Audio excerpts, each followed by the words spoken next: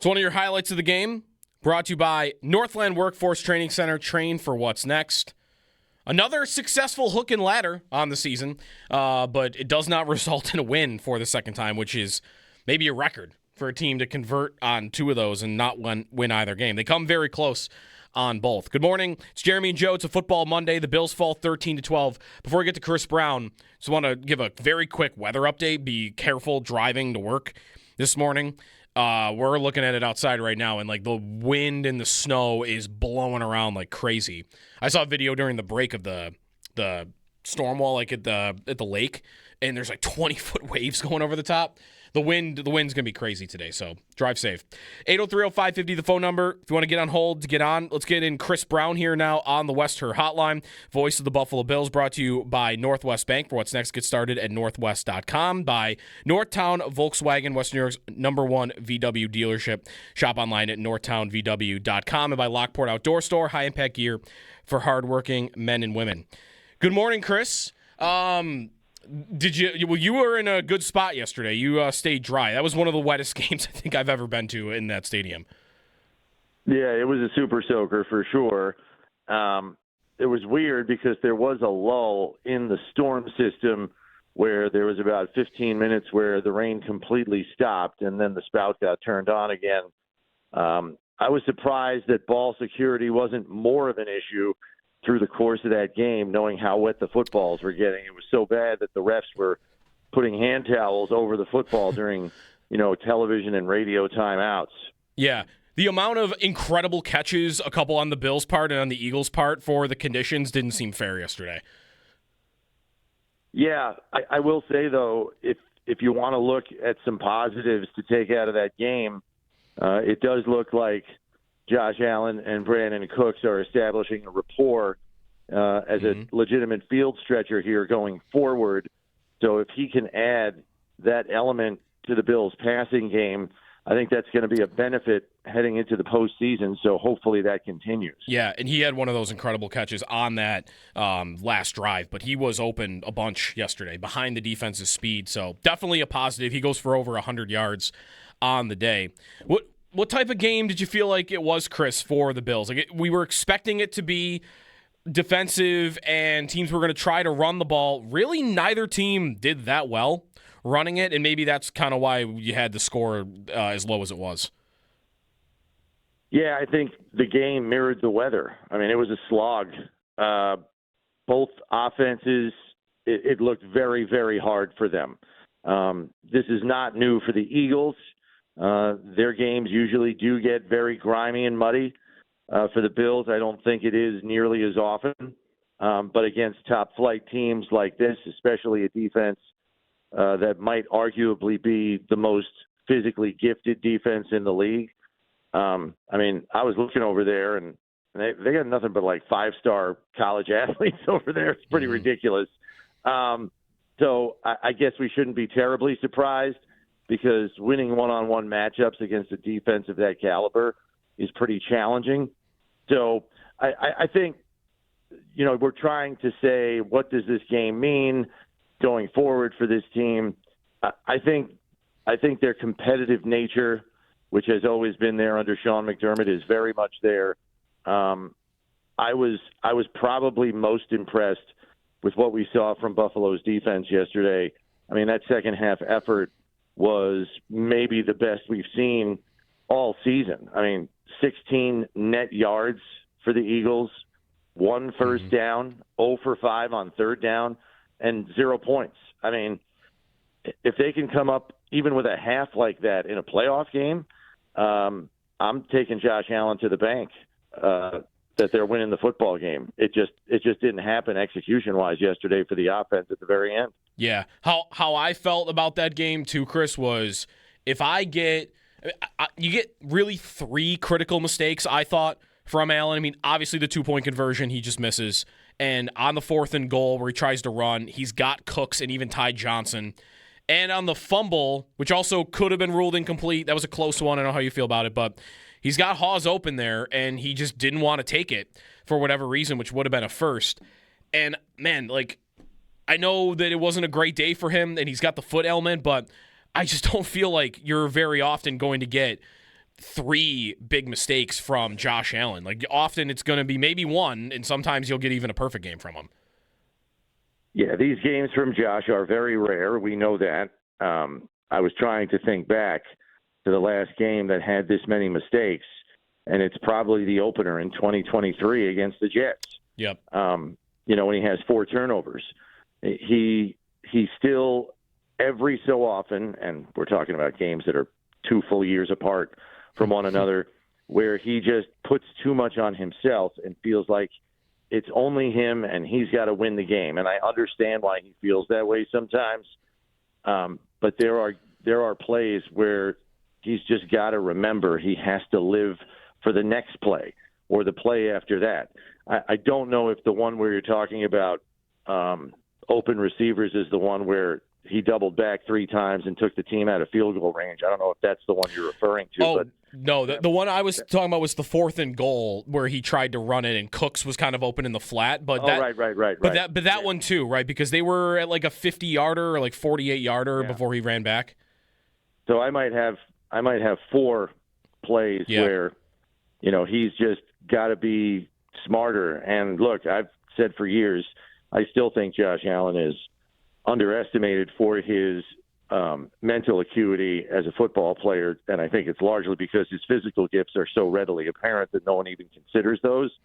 But every so often there's a game like this where Josh tries to do too much, puts it all on himself, and it costs the team. And in a tight game like that, it was really costly because if you add up all those errors on those plays, at the very least, you're thinking you're ahead on the scoreboard. Do you look at anything the Eagles did to the Bills yesterday or kind of what they are as a team? Do you draw any similarities to their other losses this year? Because some of these games, Houston, Atlanta did it more by blitzing, but there are a couple of these losses, Chris, where Allen's just getting hit a lot, and that happened again yesterday.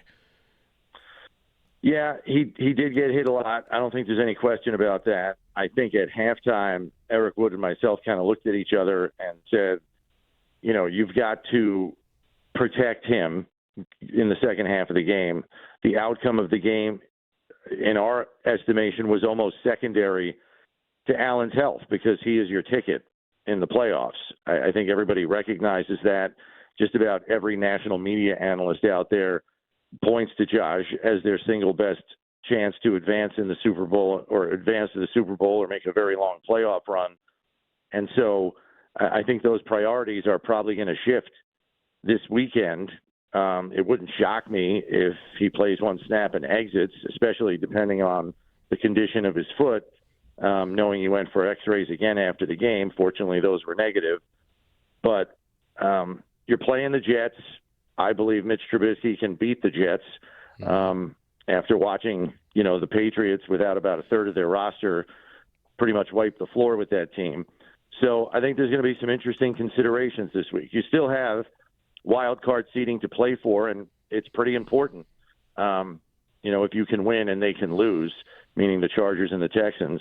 So there's something definitely at stake here, and in my estimation, the 5 seed's certainly better than the 6 or the 7, but you have to win and they have to lose.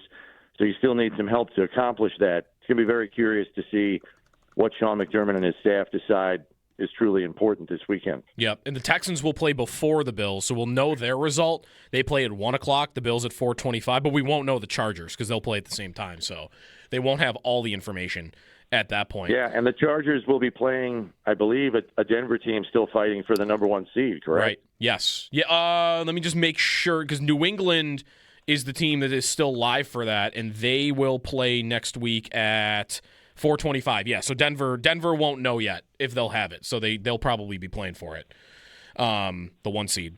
Last thing for you, Chris, some of the kind of the calls yesterday. Did you have a big problem with the fumble, the ruling on that play, and whether it should have been incomplete, or it almost kind of looked like the Tuck rule a little bit, which is no longer in place?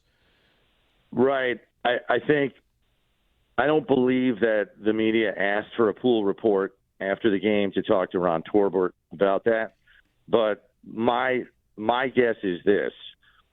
Josh is rolling out. He's looking to throw. And then as soon as he kind of curls up and balls up because Zach Bond's bearing down on him to protect himself. My guess is a referee is going to tell you, if you ask for an explanation on that he no longer was a passer. He turned himself into a runner. To me, that's a pretty gray area.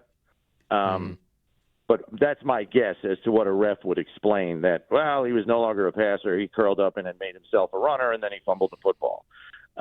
You could argue, I think, that there was a throwing motion at the beginning of that movement by Josh. But again, super gray area. And I think we know in those super gray areas, there's a lot of room for interpretation, and unfortunately the officials did not interpret it in favor of Buffalo. Right, and that's a tough one because it's a short field then, and that's the only touchdown drive Philly had the entire game was that one. Chris Brown, and we will talk on Friday. Chris, final game at the stadium this week, so I'm sure we'll have a lot of memories being shared over the next 6 days, and we'll talk on Friday. Yeah, and red helmets too. And red helmets. Can't forget about red helmets. Thanks, Chris. Take care. Chris Brown on the Western Hotline. One Bill's Live a little bit later on this afternoon on this loss to Philadelphia. Final game at Highmark Stadium coming up on Sunday. I like the red jerseys, white pants. They're not a 10 out of 10 for me. I really liked them too. It's better than the all red. I think I'm with that. I think they look a little too similar to me to the throwback Patriots. I think that's where I when they were wearing right now, or when they were wearing all red. When they wore right now with the white pants, they look like the old Patriots jerseys. They do look a little bit like that, but I try to just separate that because I feel like there's only so much to be done with a football jersey. That, having the same color as somebody is pretty much like, oh, you're gonna look like them. Mm-hmm.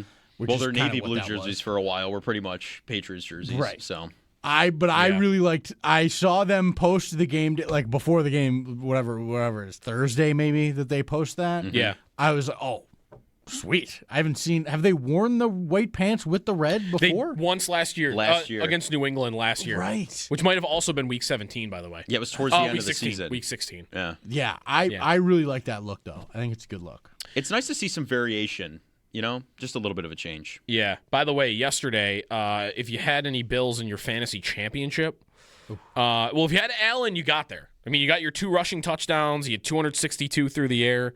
So Allen was fine. I knew a lot of people had James Cook yesterday.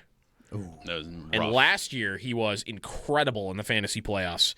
And yesterday, man, I would have felt so good about him yesterday, too. Right. Like the Eagles' rush defense is good, but it's not nearly as good as the pass defense. It's rainy. You know they're going to run it a lot. And it just never got going.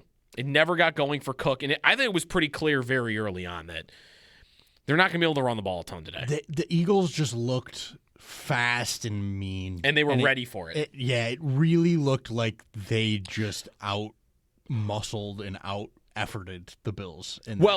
There was the one sequence. This was one of the drives was this the drive in the first half, or was it early in the second half? I think I'm making this point because of the same drive that you're talking about right now. It's like 3 plays in a row? Yeah, like Blankenship went and blew somebody up, and DeJean, like the play after that, went and murdered somebody. It was like, that might have been early second half, I think. I think it was. Yeah. At that moment, I went, they're in trouble. Yeah. That was when, and I'm kind of like Jeremy, where I almost never think they're going to lose. That happened, and I was like, they're in trouble. This Eagles defense is feeling it, and they are all over them. I think it's just not. I don't think this is going to change. Cook got blasted by Bond. Yeah. And that's the one where he fell on his head. Yes. Which, by the way, Cook was fine, it seemed.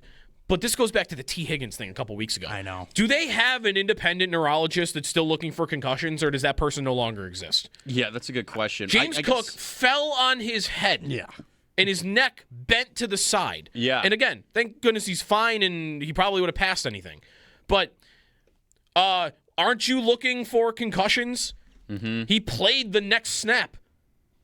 Are they not doing it anymore? So there's like the independent spotters, and then they go to the neurologist after the fact. But the spotters, I would have seen that and probably been like, yeah, we got to check him out. There's no clearer thing to pull a guy off for a concussion than, He landed on the top of his head, all his body weight. Right. Maybe we should look at him for a play. Yeah. Crazy. The whole ecosystem of their concussion, whatever. Yeah, it's not great. Is a joke, and it always has been, and it probably always will be until they get sued into the ground. Yeah, Right. and you mentioned DeJean, I think, blew up Shakir on the third down play. Yeah. That's Blew the play him up. I'm thinking of. Is Shakir got murdered. Listen, Chris said it, they got athletes over there. Yeah. Like, they are fast and strong. That is why, to me, it's almost even more impressive what the Bills did yesterday than what the Eagles did. The Eagles' defense was good, but the Bills drove down the field a bunch on them in the second half, and they've got insanely good athletes at every single position. The Bills are piecing it together with whoever they can get their hands on. Fedarian Mathis is playing meaningful snaps now. And they're throwing together all these guys on one-year deals and late-round picks and undrafted guys, and Cam Lewis is starting at safety, and they stopped the Super Bowl champions to 17 yards in the second half. And all It's punts. coaching. Yeah. And punts, right. It's coaching.